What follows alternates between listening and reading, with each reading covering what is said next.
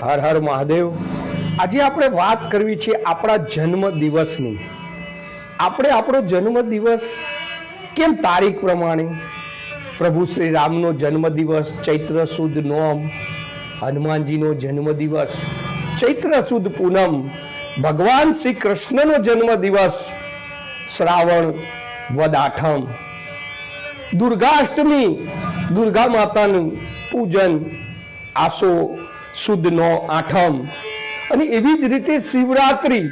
આપણે બધા જ તહેવારો સનાતન સંસ્કૃતિ પ્રમાણે આપણે તિથિ પ્રમાણે મનાવીએ, ભગવાનના જન્મોત્સવ આપણે તિથિ પ્રમાણે મનાવીએ। જ્યારે આપણા જન્મ દિવસ આપણે તારીખ પ્રમાણે કેમ, તો આજથી જ આપણે સૌ નક્કી કરીએ કે આપણા જન્મ દિવસ આપણે તિથિ પ્રમાણે મનાવીએ, તિથિ પ્રમાણે ઉજવીએ। આપણે આપણા પિતૃઓને પણ કહીએ છીએ કે પુણ્ય તિથિ તો તારીખ પ્રમાણે નહીં, તિથિ પ્રમાણે જ। હર હર મહાદેવ।